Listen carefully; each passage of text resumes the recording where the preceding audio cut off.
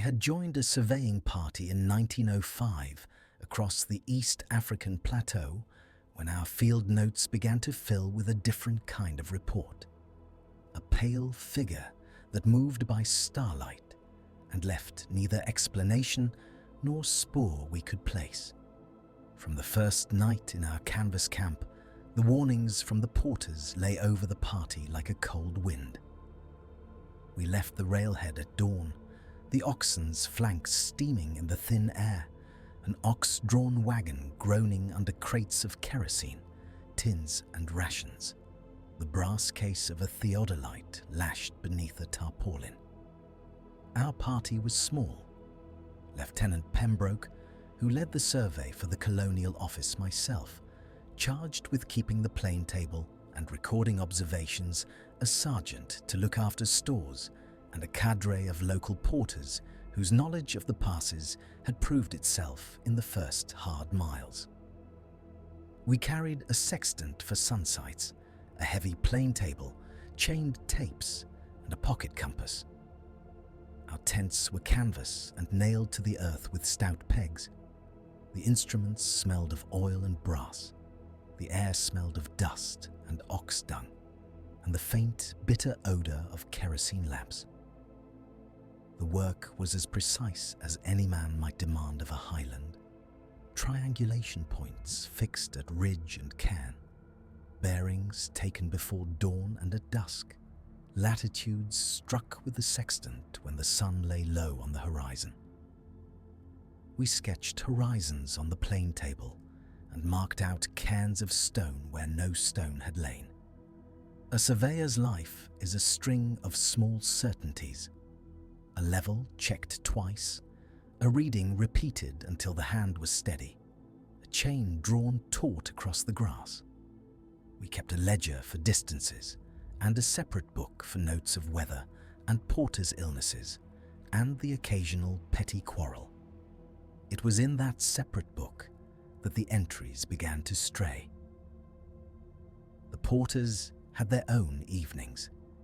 After the instruments were stowed and the theodolite's brass cover gleamed in the dying light, they sat around low fires and spoke in low voices. They told of things that moved in the spaces between stars and bush, of a pale thing that came with no tread and no smell, of a hue like moon-washed bone that showed for a moment by starlight and left the hunting dogs trembling. They had a name for it in their tongue, which they would not say.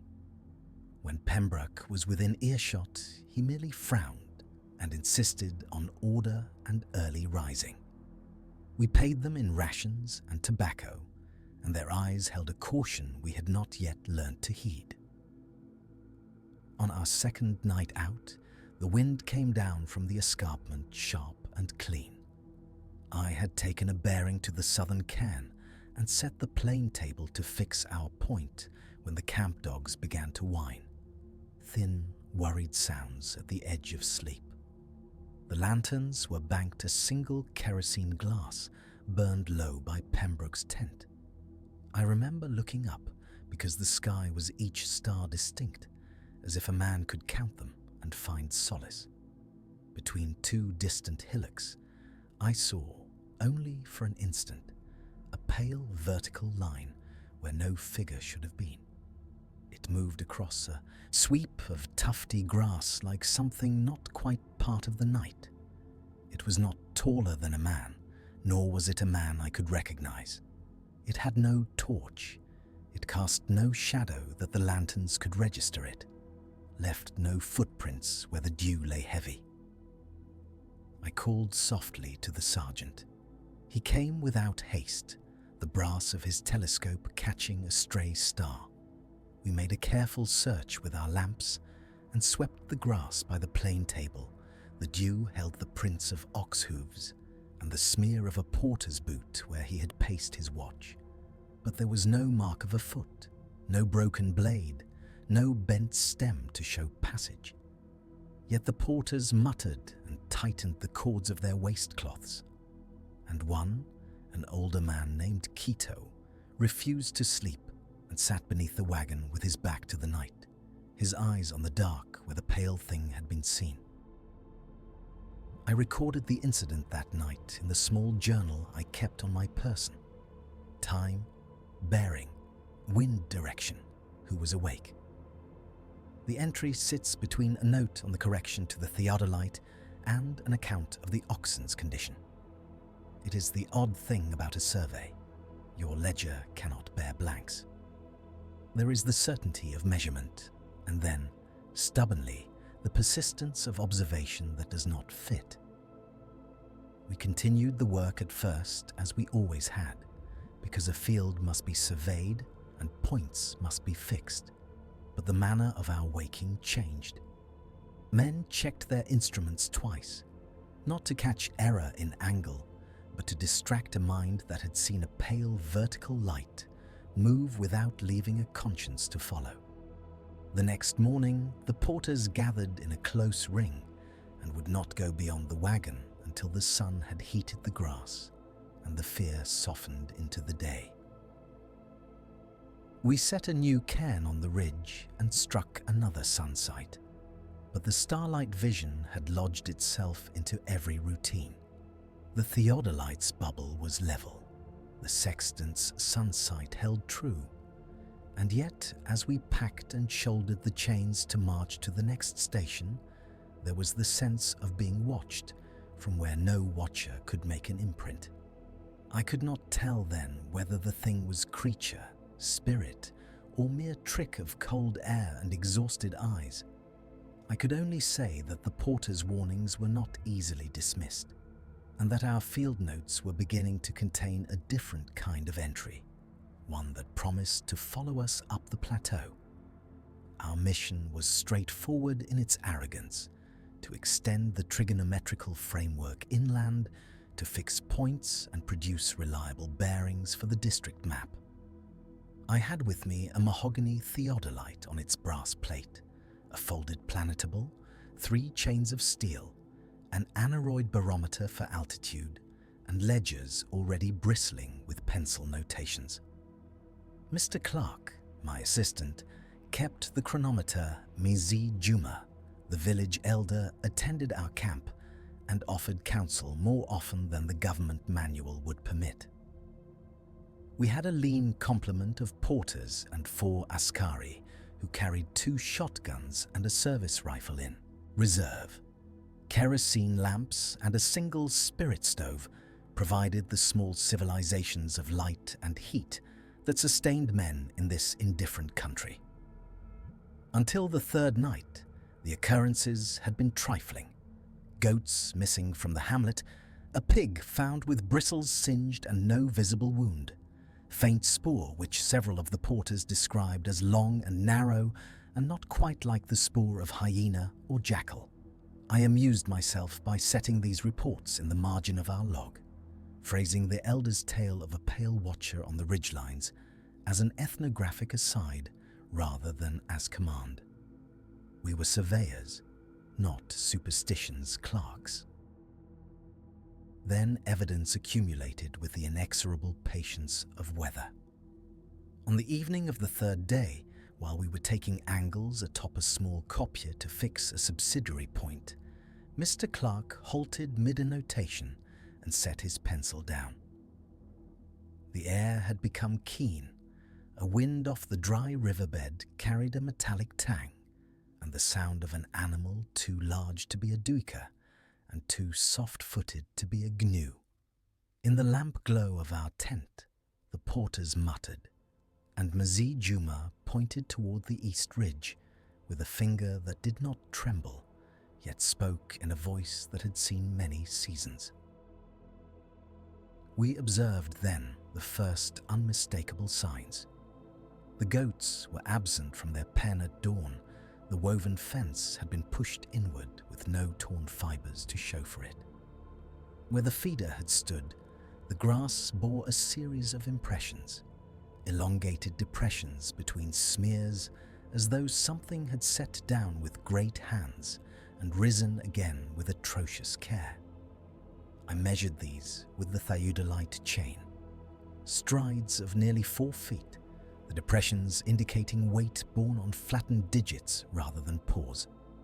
The Askari frowned and compared them to the hoof marks of a zebra they would not match.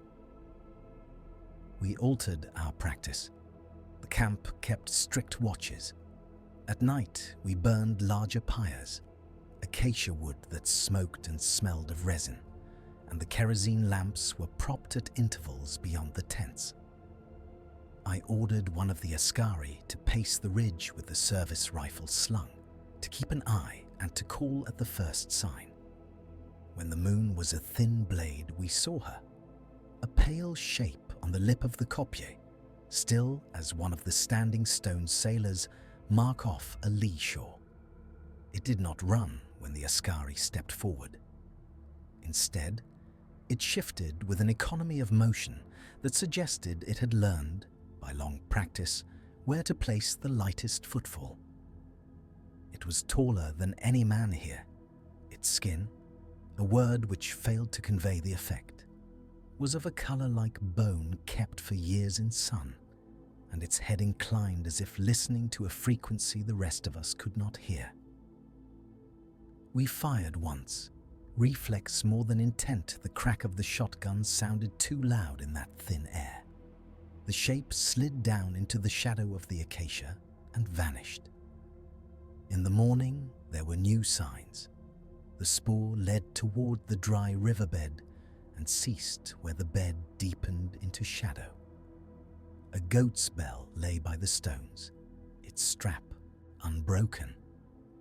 Where the spoor stopped, the grass had been crushed into a bowl as if something had crouched there to drink, and the earth beneath bore the faint pattern of a handprint, far larger than my own mitt. There were enough particulars to be recorded objectively: measurements, the times of watches, the disposition of men and flame.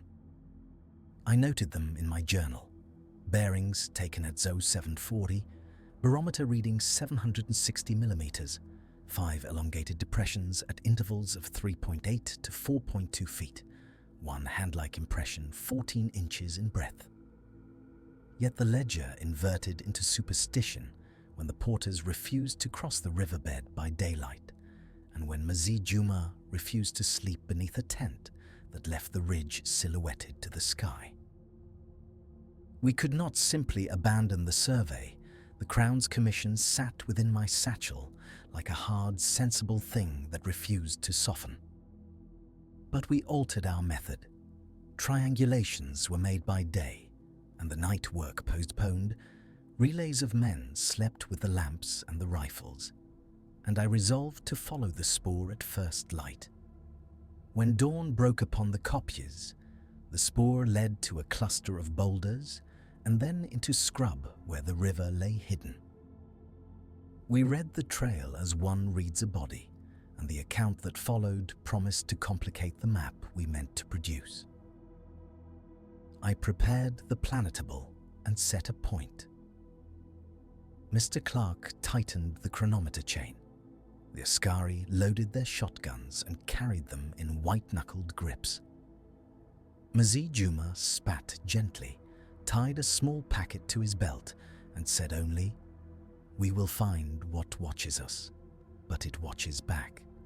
We advanced into the scrub with instruments and the rust of human breath, and the kopje behind us held, like a watchman, the figure of something that had not yet revealed its purpose.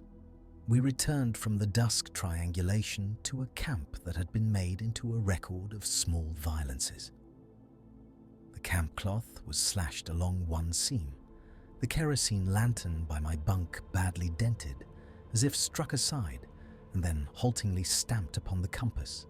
Brass and glass bore a smear of fine dust across its face that no man had placed there. A line of crescent-like prints in the damp clay led from the waterhole toward our instruments, each crescent pressed with a regularity that argued for purpose rather than play. Where the theodolite had been set upon its tripod, the measurement chain lay tangled. A heavy folded length wound about the spiked legs, as though the chain itself had been dragged there by some insistence, a tuft of bleached hair was caught in the links. The tally of such small, inexplicable marks accumulated like entries in a growing file. A snapped peg where our planetable had been tethered, the planetable tilted but otherwise intact, a high, thin cry at midnight that had woken half the camp, though we found no one disturbed in the morning. I checked each instrument with the care of a man who knows that the loss of a theodolite of a properly set chain is more than inconvenience. It is the nullification of weeks of bearings and triangulations. The theodolite itself stood serviceable, brass cold and damp to the touch. Its clamping screws had been loosened and then tightened again with a deftness that made my fingers stubbornly suspect human hands. Yet the chain was knotted about the tripod in a manner that tore at my patience more than it did at the metal. We moved according to the discipline that surveying in the Protectorate had taught me. Men on watch, instruments accounted for, a note taken of what had been found and what had been taken. Kamau and Salim, my two native assistants, bent to inspect the crescent prints, running a finger along their arc and then into the clay where each printed toe should have been, but was not. The impressions were neither animal nor wholly human. There were not the drag marks one would expect of hoof or paw, nor the clear division of toes, but a crescent, and then a flat pad, as if some foot, turned outward, had been made to scoop rather than step. The water by the hole smelled of reed and old mud.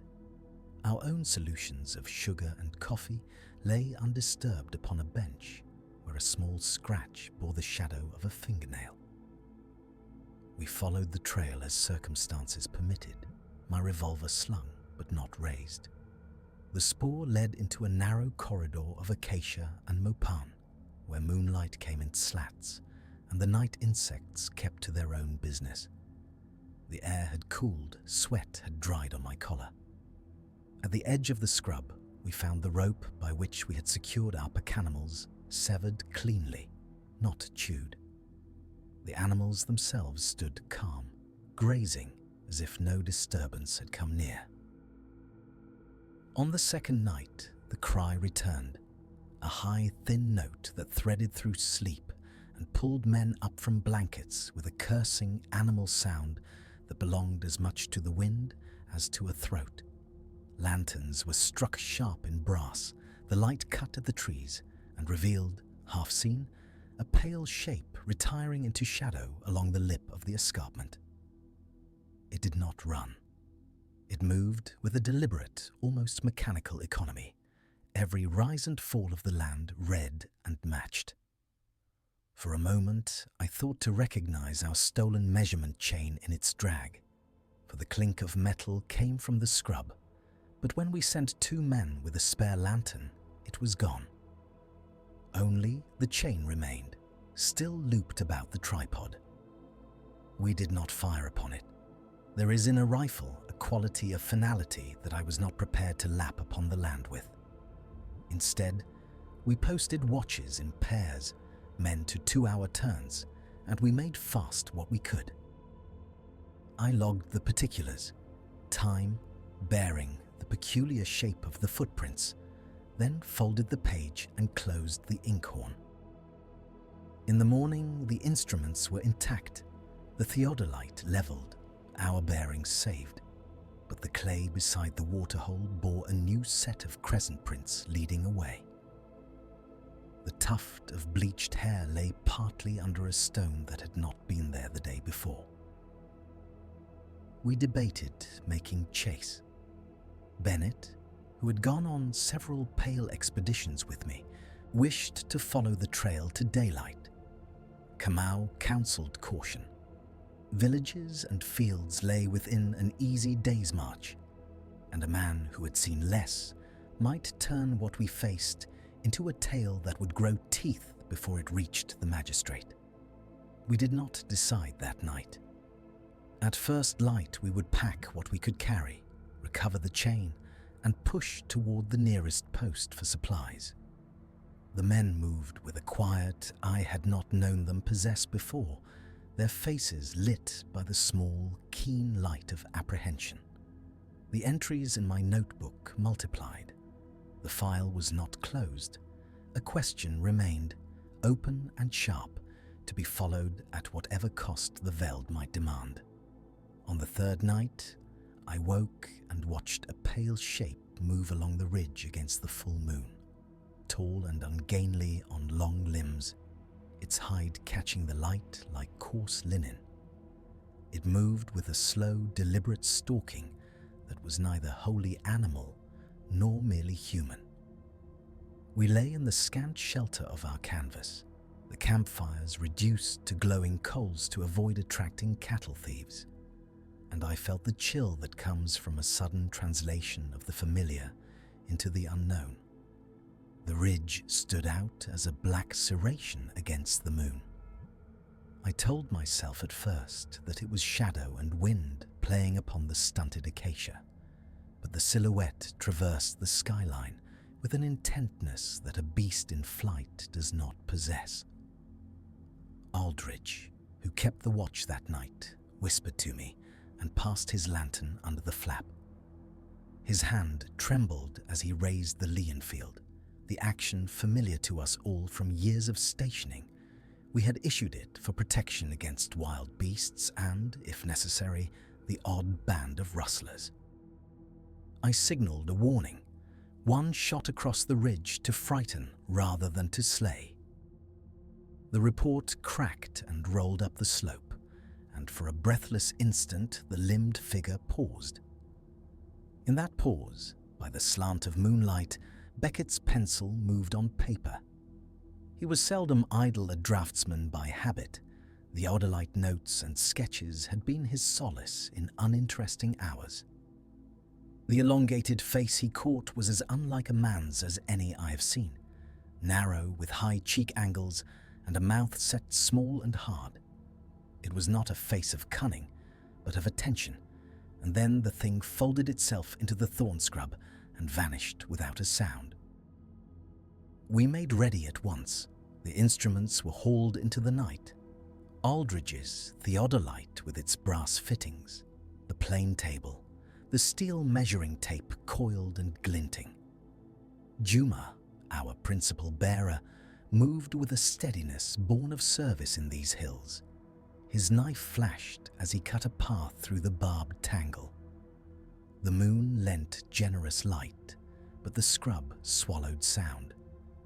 We followed the broken ground to where the ridge fell away and found only disturbed branches and a scattering of white hairs caught upon an acacia thorn. The hairs were coarse, not like those of the bushbuck or the hyena, and they clung in tufts as though torn in haste. At daybreak, we laid our chains and measured a rough bearing in case a pursuit should prove feasible. The tracks that followed the animal's trail were perplexing. They were long and narrow, the scuff lines set farther apart than a man's stride would permit, and the toes, if they were toes, splayed in a manner I cannot reconcile with any of the field guides I had carried since Sunderland. In the shallow earth of a dry watercourse, the marks deepened and then came to an end where the bed widened and the soil turned to rock. There the impressions dissolved as if the maker had stepped off the world. We debated then the wisdom of pursuit. Our mission was a topographical survey of the Samburu ridgeline and hinterland, astronomical fixes, barometric readings, a report to the survey office in Mombasa, duties I felt with the near religious zeal of a man accustomed to reducing landscape to ink and number. Yet duty does not wholly estrange one from the body's judgment. Juma refused to go further. He picked up his load and walked back toward the village without answer when I asked him why. Beckett's sketchbook was closed, and he would neither show it nor speak of what he had seen. Aldridge and I took a reading, filed the coordinates by sextant and compass, noted wind and temperature, and at midday we turned the party toward the railway line to the south. We submitted our diagram and account to the survey office. The entry received the polite skepticism afforded to all frontier reports that edge the sensible.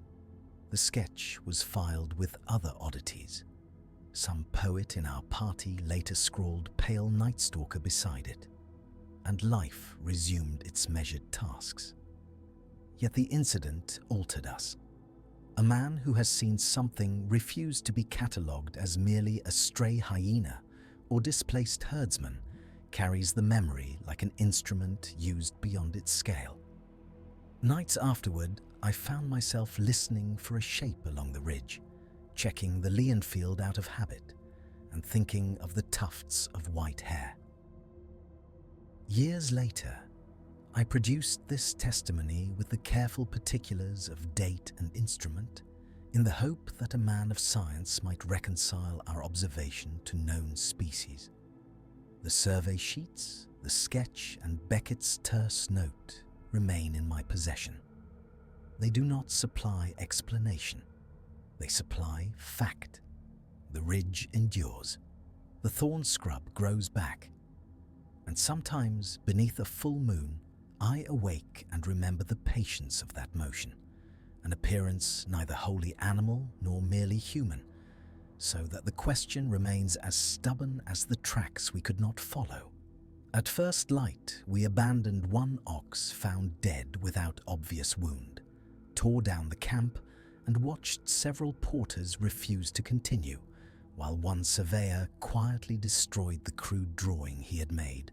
I filed the formal report to the survey office, where the entry was noted and then buried in a closed archive.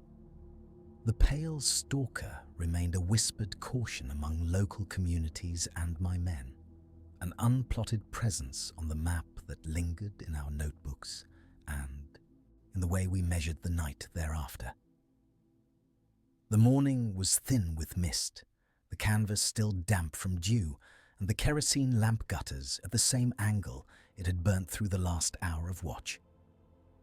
I inspected the ox myself.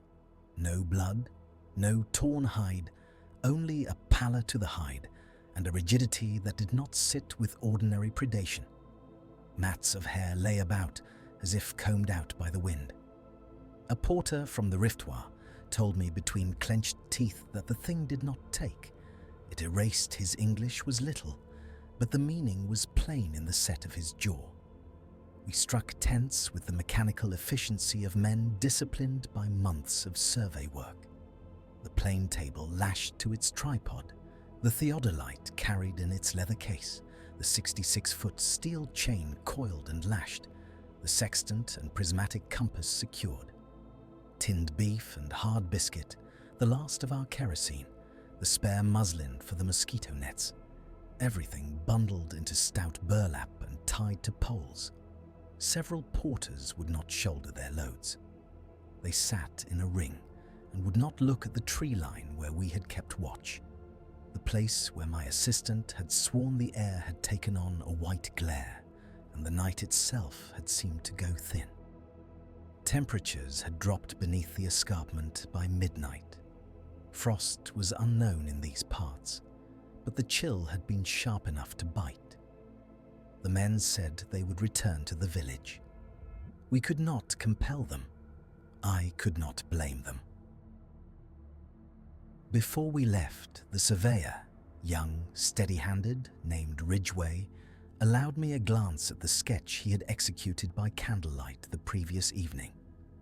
I had endeavored to copy it into my own journal. The lines had the jerky certainty of one who wished to fix down something out of measure with known species. Ridgway, when he saw me look, took a small penknife and, with a motion made in apology, scratched through the ink, scraping the paper until the lines dissolved into fibers. He crumpled the sheet and thrust it into the fire. He would not explain more than a curt, no good for a report. His hands trembled. We stacked the remaining blank sheets on the table and set the theodolite in its leather case with fingers that tried to be careful, clerks in the closing of a ledger. We travelled light that day. Navigation was by compass, and the faint cairns of previous route makers, where the map showed only scrub and a hill. We found instead a succession of hollows and windswept grass, where something had flattened the ground in arcs, like a hand passed over linen.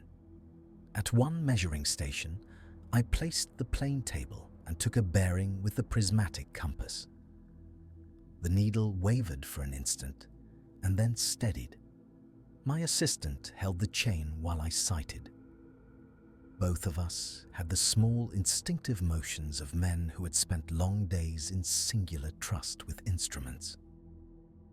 We recorded the azimuth and wrote the distances in trembling numerals.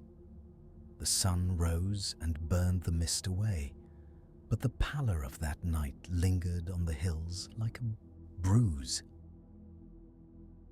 We lost one man to desertion that afternoon, a carrier who had been with us since the first week.